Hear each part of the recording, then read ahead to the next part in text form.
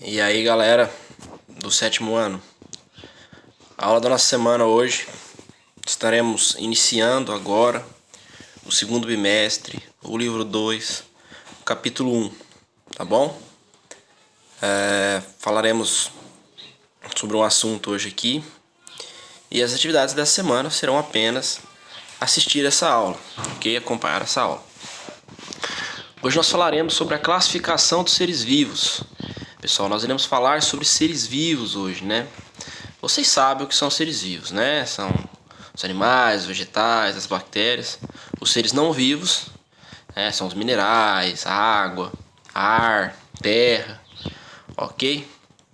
Então vamos começar a nossa aulinha aí. Antes de falar sobre isso, pessoal, vou subir aqui. Então vamos lá. Quando a gente fala sobre classificação dos seres vivos, a gente classifica tudo na nossa vida, né, pessoal? Por exemplo, numa biblioteca eu tenho a prateleira de romance, eu tenho a prateleira de livros científicos, a prateleira de livros infantis. No seu guarda-roupa você vai lá e coloca, nessa gaveta eu vou colocar as meias, na outra gaveta eu vou colocar as camisetas, nos cabides eu vou colocar as camisas, aqui nesse espaço eu vou colocar as roupas de frio e por aí vai. Tudo na nossa vida a gente classifica, tá bom? E não é diferente com os seres vivos. Hoje eu vou explicar para vocês como que classificam os seres vivos. Pensando na classificação mais abrangente, nós iremos estar falando sobre os reinos, pessoal. Deixa eu me colocar mais aqui no meio para eu mostrar os 5 reinos dos seres vivos, tá? A classificação mais aceita, tem vários tipos de classificações, mas a mais aceita, ela não é perfeita ainda, mas ela é uma classificação mais correta possível, que é uma classificação de uma pesquisadora que se chamava Lynn Margulis, que ela classificou os seres vivos em 5 reinos. 5 reinos e dois domínios. Depois eu falo sobre os domínios, tá? Quais são esses 5 reinos, pessoal? Nós temos o reino... Ficou meio ruim aí, eu montei o slide e agora deu uma desconfigurada. Mas vocês vão conseguir entender, é o melhor que a gente vai poder estar fazendo agora.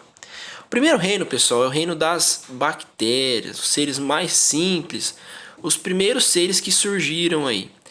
São seres unicelulares, tá bem simplesinhos, bem pequenos, são os primeiros seres vivos que surgiram aí e existem até hoje, ok? Eu tenho o ser unicelular, que é heterótrofo, que não produz seu próprio alimento, tem que se alimentar de matéria orgânica. A gente tem as bactérias decompositoras, né, que seres vivos que morrem, elas decompõem seres vivos, transformam essas substâncias que são vivas, orgânicas, em substâncias inorgânicas novamente, em sais minerais novamente. Devolvem para o ambiente essas substâncias orgânicas dos seres vivos. Eu tenho bactérias que fazem fotossíntese, seres unicelulares que fazem fotossíntese, que são autótrofos, que são bactérias também. Ok? Eu tenho bactérias que nos causam doença. Enfim, as bactérias nos fazem mais bem do que mal, tá, pessoal? Mas tem umas bactérias que causam doenças e a gente tem essa impressão que as bactérias fazem muito mal pra gente. Mas quando nós formos aprender bactérias, vocês vão ver que não é bem assim. Nós temos o reino protista, tá, pessoal? Composto de protozoários, que são seres unicelulares. Alguns fazem fotossíntese, outros são heterótrofos, não produzem seu próprio alimento, mas são um pouquinho mais complexos que as bactérias. Tá vendo que dentro dele eu tenho organelas, estruturas mais complexas que fazem eles viverem. E as algas, pessoal, que estão nos rios e nos mares também fazem parte do reino protista, tá? Esse reino aqui, tudo que não teve classificação foi jogado nesse reino. Ele deveria ser um pouco melhor classificado, mas dessa forma está o mais correto. Por exemplo, as algas, elas não são vegetais, tá? O vegetal é o que vive no ambiente terrestre, terrícola. Ela é mais aparentada dos vegetais do que os outros protozoários. Mas as algas têm que estar no reino protista. Essa é a classificação mais correta que nós conhecemos. O outro reino é o reino fungi, tá, pessoal? O reino dos fungos, dos bolores, que são seres pluricelulares, que são seres decompositores, tá? Bolor, micose, se deixar uma laranja em cima da mesa, ela vai começar a embolorar. Aquele pelinho que cresce nela é um fungo que está decompondo ela. Tem a mesma função de muitas bactérias, mas eles são pluricelulares. Os fungos, tá? Cogumelo, champignon, enfim. Não são vegetais esses caras, tá? A imagem aqui, ó, tem alguns cogumelos, tá? Orelha de pau aqui. Não tem nenhum bolor, infelizmente, nenhuma micose. Mas esse é o reino fungi. Nós temos o reino plante. Professor, tá escrito planta aí, né? Era para estar junto, reino plante. Mas professor, escreve plantae. Mas é que está em latim, vocês vão entender porque está em latim. E em latim a terminação AE significa E, tem som de E, então é reino plante. O reino do que planta? Não, pessoal, reino das plantas, né? Em latim, reino das plantas, reino dos vegetais. Vocês sabem que reino é esse, é o reino, né, dos vegetais, aqui as árvores, as gramas, os capins, enfim, fácil de entender.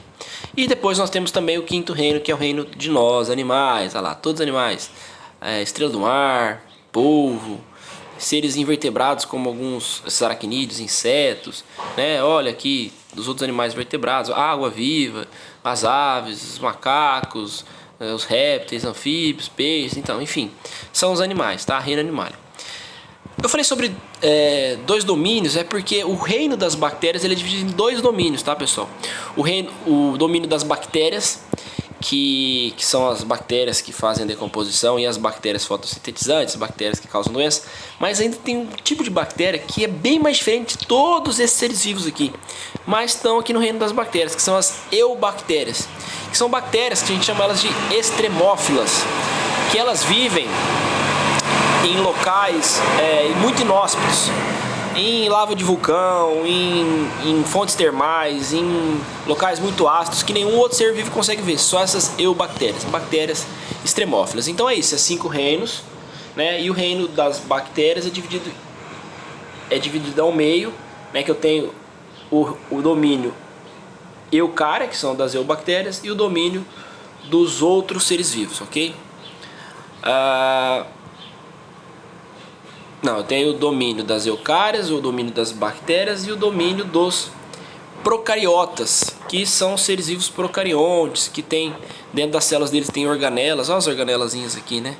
Tem membranas, tem organela membranosa, ok? Então é isso, pessoal. Mas só para vocês saberem, mas o mais importante aqui é entender os 5 reinos. Agora entendemos a classificação dos seres vivos bem abrangente em reinos, mas vamos descobrir como é que eu classifico um ser vivo, tá bom? Muito bem. Pessoal, a gente vai falar agora com vocês sobre um negócio chamado categorias taxonômicas. Todo ser vivo é classificado nessas 7 categorias taxonômicas. Eu vou classificar um ser vivo aqui que a gente conhece muito bem. É o mosquito que nos transmite algumas doenças, o tal do Aedes aegypti, que nos transmite dengue, zika, chikungunya e por aí vai. Tá, mas vamos para o domínio mais abrangente. Que reino que esse cara pertence? Pessoal, ele é um animal, né? Um inseto é um animal, então ele pertence ao reino Animalia, o reino dos animais. Beleza. Só que dentro dos animais, eles não são... qual é o filo que ele pertence? Ele pertence ao filo dos artrópodes. Ele não é um vertebrado. Ele não é um molusco, por exemplo, das lulas, do polvo, da lesma. Ele não é um quinidário das águas vivas. Enfim, ele é um artrópode, tá bom? Que possui membros articulados, não possui vértebras, possui um esqueleto externo que protege ele, tá bom? Dentro dos artrópodes eu tenho os aracnídeos, que são as aranhas e os escorpiões. Eu tenho os crustáceos, que são os camarões, lagosta, e eu tenho os insetos, tá? Então, por exemplo, a aranha não é um inseto, ok? Ele é um artrópode, ele é um aracnídeo. Aí quando eu venho para a classe desse mosquito, ele é um inseto, classe insecta, tá bom, pessoal? Dentro dessa classe eu tenho os besouros, as baratas, as borboletas, os insetos que a gente conhece, legal? Dentro dos insetos, ele é da ordem Diptera, né, que possuem 2 asas, que não tem proteção nessa asa. Dentro dos dípteras nós temos os mosquitos, nós temos os pernilongos, nós temos algumas moscas, ok? Ordem Diptera. Vocês estão vendo que eu estou classificando do mais abrangente para o mais específico possível. Estou descendo isso aí. Dentro dos dípteras, ele pertence à família Culicidea, que são dos pernilongos, tá? Então eu já estou desconsiderando as moscas, os mosquitos. Dentro dos pernilongos, ele pertence ao gênero Aedes. Aí eu tô separando, né, o borrachudo, aí eu tô tirando daí a porvinha, tirando um monte de outros pernilongos e estando apenas no gênero Aedes. Pessoal, dentro desse gênero existe o Aedes tigris, que é um pernilongo africano que causa algumas doenças parecidas com a dengue, inclusive, que transmite essas doenças. Então tem vários tipos de Aedes. Mas qual que é a espécie que esse cara pertence? Ele é da espécie Aedes aegypti. Show de bola, pessoal? Então todos os seres vivos eles se classificam no reino, filo, classe, ordem, família, gênero, espécie. Vocês têm que tentar decorar isso. Todos os seres vivos. Por exemplo, nós seres humanos. Nós somos do reino animal. Nós somos do filo dos vertebrados. Nós somos da classe daí, beleza. Aí dentro dos vertebrados eu tenho réptil, anfíbio, peixe, ave. Que classe que nós pertencemos? Aos mamíferos. Nós somos mamíferos, não é? Temos pelo, mamamos na fase, temos glândulas mamárias. Na fase infantil nós mamamos na nossa progenitora, que é a nossa mãe. E que ordem nós seres humanos fazemos parte? Dos primatas, dos macacos, né? Do gorila, do chimpanzé, do macaco prego. E qual família eu pertenço? Eu pertenço à família dos símios, que são 5 macacos muito semelhantes. Ó, orangotango, gorila, bonobo, chimpanzé e ser humano, beleza? E qual gênero eu faço parte? Eu faço parte do gênero Homo. E qual que é a minha espécie? Nossa espécie é Homo sapiens. Vocês sabem que o nome científico da espécie humana é Homo sapiens. Pessoal, vocês perceberam aqui que o gênero e a espécie eu escrevi sublinhado em itálico? Vocês vão entender por quê, tá bom? E engraçado, professor, o nome da espécie tá ali junto o gênero e o aegypti atrás. Por que gênero é Aedes e espécie Aedes aegypti? Vocês vão entender também. Aqui embaixo eu coloquei uma árvore genealógica, pessoal, porque é assim que nós classificamos os seres vivos. Aqui eu tenho uma árvore genealógica pequena que está representando os primatas, tá? Aqui em cima eu tenho ser humano, chimpanzé, gorila, enfim, esses animais aqui que são bastante aparentados com a gente. Há milhões de anos atrás existia uma espécie, aqui eu não sei que espécie é essa. Eu não sei que espécie é essa aqui embaixo. Deixa eu colocar um negocinho aqui para não ter mais problema. Isso. Eu não sei que espécie é essa.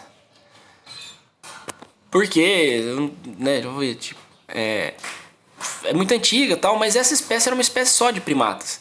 E ela foi evoluindo, dando origem a outras espécies, que deram origem às espécies que estão aqui agora, né? Então ela deu origem a ela deu origem a um macaco, por exemplo, o macaco sagui. Ela deu origem a outro tipo de macaco, que deu origem a outro tipo de macaco, que deu origem a nós, e deu origem a esses macacos que eu comentei aqui. Então isso é uma árvore genealógica. Quanto mais longe, aqui são as espécies atuais. Quanto mais longe, mais antigo é essa espécie. A gente vai aprender uma coisa mais pra frente chamada evolução, que é a modificação das espécies ao longo dos milhões de anos. Então, é só para vocês entenderem aí como é que são classificados esses seres, como é que eles vão sendo classificados. Tá bom, pessoal? Todo ser vivo tem essa classificação aqui. Todo. Exemplo do Aedes aegypti, de nós seres humanos, mas vegetal é assim também, bactéria é assim também, fungo é assim também. Tá bom? Essas 4 classificações aí. Reino, filo, classe, ordem, família, gênero, espécie, para poder classificar e entender a origem desse ser vivo. Se eu sou biólogo, por exemplo, se eu trabalhasse na natureza e não desse aula, eu poderia descobrir uma espécie. Descobrir uma espécie de cipó, por exemplo. Aí eu tenho que entender, ao classificar lá, ao dar o nome para ela, esse nome científico, explicar como é que dá um nome científico, eu tenho que ver que, óbvio, ela pertence ao reino vegetal. A que filo ela pertence, a que classe ela pertence, classificar tudo ela, porque ela vai pertencer. Ela tem alguns aparentados em filo, ela tem menos aparentados em classes e menos aparentados em ordem, e por aí vai. Eu preciso classificar ela para descobrir da onde que ela vem, de qual é o parentesco dela, de onde ela surgiu, tá bom? Legal. Muito bem, mas eu estava falando sobre espécie. Professor, o que é espécie então? Qual é a definição de espécie? Espécie é o conjunto de seres vivos semelhantes que podem se reproduzir e originar descendentes férteis. Vocês sabem, a espécie humana, a espécie do cachorro, a espécie do lobo, a espécie do cavalo. O ser humano e o cavalo não é da mesma espécie. O ser humano é ser humano, o cavalo é cavalo. Mas por que o cavalo é da espécie cavalo E o ser humano é da espécie ser humano. Por que a gente não pertence à mesma espécie? Vou explicar para vocês. Para ser espécie, primeiro item tem que ser semelhante. Por exemplo, eu, você, sua mãe, seus irmãos são semelhantes? São. Nós temos cabelo, nós temos 2 olhos, um nariz, uma boca, duas orelhas. Então somos semelhantes. Então até aí posso dizer que nós somos da mesma espécie. Pessoal, a gente pode reproduzir um com o outro, né? O macho e a fêmea? Pode, pessoal, né? Todos os seres humanos têm a capacidade de reproduzir entre si e gerar descendentes férteis. Então, até aí... E aí, os filhos que forem nascer, eles conseguirão ter filhos? Muito provavelmente sim. Então, nós somos da espécie humana. Todos nós somos parecidos. Quer ver um exemplo? Pessoal, nós, seres humanos, somos semelhantes aos chimpanzés? Somos, pessoal. Muito. Ah, professor, nada a ver. Pessoal, o ser humano e o chimpanzé tem 96% de semelhança. Muito parecido, muito parecido. Tá, então pode ser que nós sejamos da mesma espécie. Nós temos a capacidade de cruzar um com o outro? Não, pessoal, tá? Vamos imaginar aí que tem uma pessoa muito maluca, né, e tente reproduzir com um chimpanzé. Não vai nascer filho, tá? Então os gametas do chimpanzé e do ser humano, o espermatozoide, o óvulo do ser humano, do chimpanzé, ao se encontrarem, eles não vai ter a fecundação e formar um novo indivíduo. Então não somos da mesma espécie, tá bom, pessoal? Então chimpanzé é chimpanzé, nós somos nós.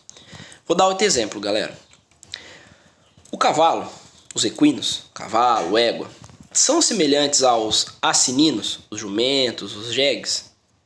Ah, professor, eu acho semelhante, sabe? Eles têm 4 patas, eles têm uma cauda, uma crina parecida, a cabeça é um pouco parecida, a gente usa eles como animal de trabalho, dá pra andar nos dois. Eu acho eles semelhantes, professor. Então tá bom, então eles são semelhantes. Até aí parece que eles são da mesma espécie. Eles podem cruzar entre si? Podem, pessoal. Quando o jumento cruza com uma égua, nasce um filhote. E que filhote é esse? Se nascer macho é burro, se nascer fêmea é mula. Só que a mula e o burro, eles não podem ter filhos, pessoal. Eles nascem estéreis. Então, por isso, jumento é jumento e cavalo é cavalo. São espécies diferentes. Tá bom, pessoal? Apesar de bastante semelhantes. Esse exemplo, pessoal, acontece muito na natureza. Por exemplo, o tigre e o leão. Eles são semelhantes? São, pessoal. Eles comem a mesma coisa, têm mais ou menos o mesmo tamanho. A boca, a arcada dentária é muito parecida. A diferença é que um tem juba, o outro não tem. E a coloração do pelo é um pouco diferente. Eles podem cruzar entre si? Podem. Nasce filho? Nasce. Que animal que é? O ligre, né, pessoal? E o ligre consegue ter filhos? Não, pessoal. Então, tigre é tigre, leão é leão, espécies diferentes, tá bom? Felino tem bastante disso, tá? São espécie híbrida que a gente fala, né? Que nasce de espécies diferentes e não consegue ter filho algum. Legal, pessoal, entenderam o que é espécie? Entenderam como eu consigo classificar o que é espécie? Mas, pessoal, eu disse pra vocês que nós somos da espécie Homo sapiens, né? Que Homo sapiens é o nosso nome científico. Mas quem definiu que a nossa espécie tem que chamar Homo sapiens? Se eu descobrir uma nova espécie e eu quero dar um nome para aquela espécie, como eu sou obrigado a dar um nome para ela? Existem regras para dar nome para espécies, pessoal. Essas regras são regras científicas e muito interessante, por isso que a gente vai entender como é que eu dou nome para uma espécie, o nome científico. Porque é assim, por exemplo, o ser humano, em português, é humano, né? Em inglês, por exemplo, é human. Então, os cientistas definiram que o ser humano vai se chamar Homo sapiens, porque onde eu for, quando eu disser Homo sapiens, nos Estados Unidos, na Rússia, na França, na Espanha, todo mundo vai saber que eu estou falando do ser humano. É uma língua padrão, tá bom? Eles padronizaram isso, eu vou explicar para vocês como é que é isso agora. Muito bem, pessoal, aqui nós temos um negócio chamado nomenclatura científica. Como é que eu dou nome científico para uma espécie? Teve um pesquisador que foi o primeiro cara que começou a classificar os seres vivos, né? Por exemplo, tem vários cientistas que tentaram classificar os seres vivos. Os primeiros cientistas que nós temos são os filósofos gregos. Tinha um cara lá que estudava filosofia, mas também estudava muito a vida natural, na Grécia Antiga, antes de Cristo, que chamava Aristóteles. Ele classificou os seres vivos entre vegetais e animais. É uma classificação fácil, né, pessoal? Mas ele achava que fungo era vegetal, ele não sabia a existência das bactérias, dos vírus, dos protozoários e por aí vai. Ele classificou, por exemplo, os vegetais em grama, arbusto e árvore, né? Mas tem muita grama que é mais aparentada de uma árvore do que uma árvore e outra, por exemplo. Então essa classificação não foi feita bonitinho naquele gênero, espécie, para saber tudo certinho, né? Só que ele definiu esse Linneu...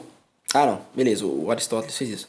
Mas o cara que forjou a nomenclatura e a classificação científica em ordem, gênero, espécie, foi um cara chamado Linneu, que viveu em 1707 a 1778.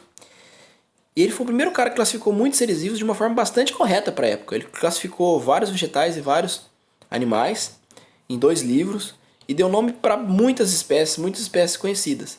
Mas ele definiu qual ia ser o nome padrão para que toda pessoa que fosse para algum lugar falasse o nome científico de uma espécie, todo mundo saberia que espécie era aquela. Por exemplo, cachorro. Cachorro em português é cachorro. Em inglês é dog, em animal é pero, então em espanhol é pero. Então, como é que a gente ia ficar perdido? Ia estar falando várias línguas, ninguém sabia de que animal nós estávamos tratando. Ele fez a seguinte regra para definir como é que eu dou nome para uma espécie.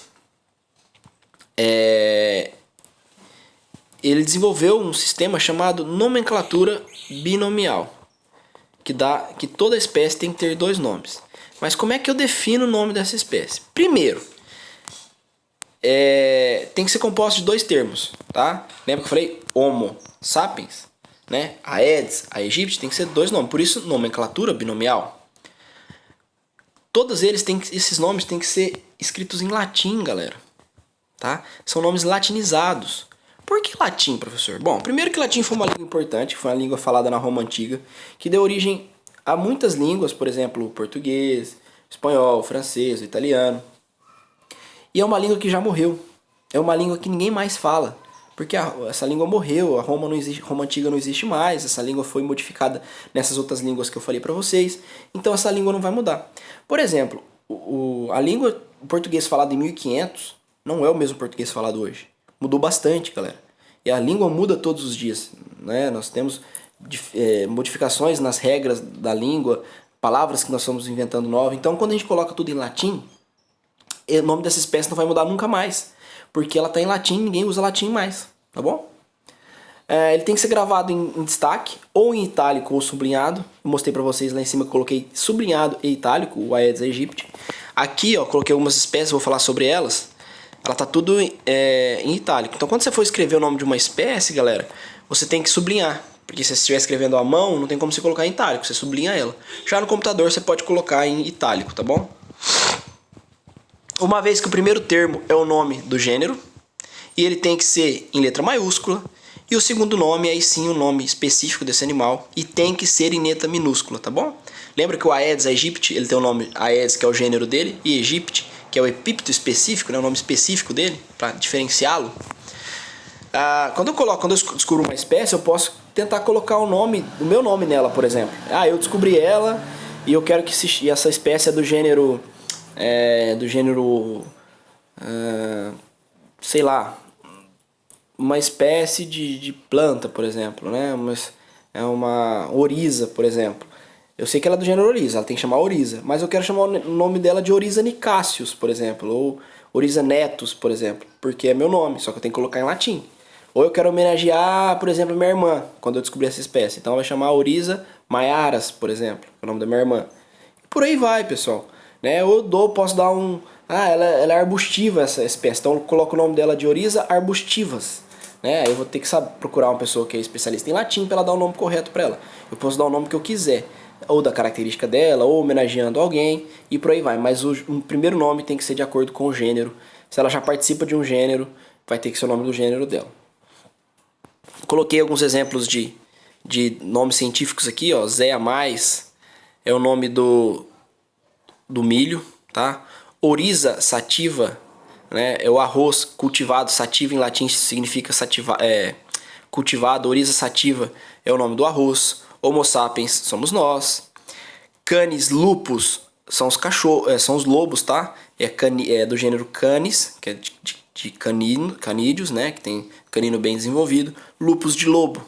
Canis familiares é o nome científico do cachorro, né? Que é um canino que vive na casa das pessoas. Ele vive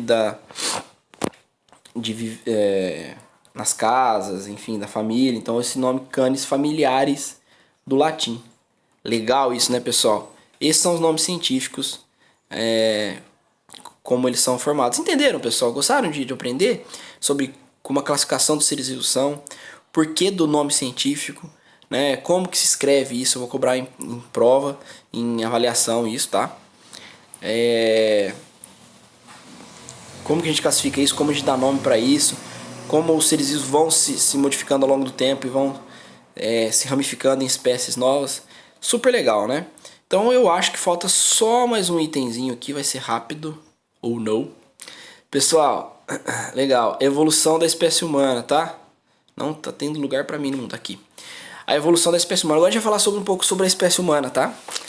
Nós, pessoal, somos primatas, como eu disse pra vocês, muito aparentados de todos os macacos, tá bom? Se você... professor, não pareço um macaco. Se você observar os macacos, nós seres humanos somos muito parecidos com eles, tá? Nós temos pernas parecidas, rosto parecido, mãos parecidas, conseguimos manipular as coisas. Nós não temos cauda mais, né? Mas muitos macacos não têm cauda, mas a maioria tem. O primeiro hominídeo que a gente fala que é muito semelhante ao ser humano são os australopitecos, que era uma espécie, galera, que viveu há 4 milhões de anos, né? Mais ou menos, de 3,5 a 2 milhões de anos atrás. Ele surgiu na África, num local onde tinha bastante floresta, e essa floresta começou a virar savana. E aí não tinha tantas árvores, essas espécies que viviam na árvore, os macacos que viviam nas árvores, começaram a desaparecer. E aí por uma mutação de um macaco que nasceu com as costas mais retas. Não igual o chimpanzé que tem as costas mais curvadas, as costas bem retas e andava com 2 pernas. E foi vantajoso para esse animal viver, se locomover, conseguir alimento, porque não tinha mais tantas árvores, era um local mais aberto essa vegetação. E ele conseguiria ver os seus predadores de longe. E esse animal começou a ter sucesso. De 2,4 milhões de anos a 1,6 milhões de anos, né, aconteceu uma coisa muito interessante, pessoal. A maior evolução da espécie humana está aqui na palma da nossa mão. A maior evolução da espécie humana chama-se polegar, pessoal. Se eu reparar o polegar dos outros macacos, o polegar faz só assim, ó. Eles não têm essa pinça igual a gente. Eles fazem isso, eles conseguem manipular alguns utensílios com isso, mas nós seres humanos fazemos isso, pessoal. E dessa forma nós conseguimos manipular um monte de coisa. O Homo habilis, ele sofreu uma mutação que fez o dedo dele ficar assim. E aí ele conseguiu manipular um monte de coisa, manipular o fogo, manipular utensílios, manipular ferramentas, manipular o fogo e ter um sucesso evolutivo muito grande. Depois de 2 milhões de anos a 400 mil anos, veio uma espécie que ficou bastante ereta, que conseguiu ficar bem alta, que foi o Homo erectus, tá? Esse Homo erectus evoluiu porque ele começou a manipular o fogo, começou a caçar com utensílio e tudo mais, bem parecido com nós seres humanos tá, pessoal? Mas não era humano ainda. Era Homo erectus. Era muito semelhante, mas não era Homo sapiens, Homo erectus. E ele começou a consumir carne, pessoal. Começou a queimar essa carne para se alimentar, conseguindo absorver melhor os nutrientes do alimento não cru mais, menos infecções, menos doenças, começou a ter muito sucesso. E aí, devido a esse excesso de energia dentro do corpo desse animal, por ele estar comendo coisas muito nutritivas, começou a se desenvolver um cérebro muito complexo, muito complexo. E esse cérebro complexo fez nós virarmos os Homo sapiens. Esse Homo neanderthalensis aqui, pessoal, ele é outra espécie, tá? Então o Homo erectus deu origem... O Homo erectus, ele, por essa capacidade toda dele de se locomover e tal, ele saiu da África e foi para a Ásia, foi para a Europa. Lá na Europa ele deu origem ao Homo neanderthalensis e na África, na Ásia, ao Homo sapiens. Homo sapiens somos nós, tá? Nossa espécie, Homo sapiens. Homo neanderthalensis era um pouco diferente, tá, pessoal? Esse cara aqui, como ele se desenvolveu na Europa, lá era mais frio, ele gostava de viver bastante dentro de cavernas, usava o couro de animais para se proteger, ele era muito mais forte que nós. Ele tinha uma força física muito maior que a nossa. O nariz dele era mais largo, porque era frio, E aí esquentava mais esse ar para entrar no pulmão. Só que ele é um pouquinho mais baixo que nós. Nossa, professor, mas ele tinha muita vantagem em relação a gente, ele era muito mais evoluído. Então, pessoal, mas o cérebro dele não desenvolveu igual desenvolveu no Homo sapiens. Quando o Homo sapiens chegou lá na África, ele começou a competir com essa espécie, levando essa espécie à extinção, porque ele conseguia alimento com mais facilidade. Aí esses dois animais, eles eram desenvolvidos até o cérebro. Esses animais aqui começaram a assassinar esses animais aqui, entraram em guerra, começaram a matar, a trazer doença, e essa espécie desapareceu, tá? Sobrando só o nosso Homo sapiens, que somos nós, tá, pessoal? E aí começou a história da... Aí já vem em história, né, galera? Começou o homem da caverna, começou a ter sociedade, agricultura, parou de ser caçador, começou a ser fixo, tá? Então essa é a história de nós, seres humanos, da nossa evolução. Legal demais, né? E o nosso nome também aí, né? Homo sapiens. Pessoal, espero que vocês tenham gostado da aula de hoje. Foi uma aula bem interessante sobre classificação dos seres vivos, como dar nome científico, enfim. Essa é a aula de hoje, da semana, só isso. Semana que vem eu passo exercícios. Então, beijo para todos vocês, né? E bons estudos. Até semana que vem. Tchau.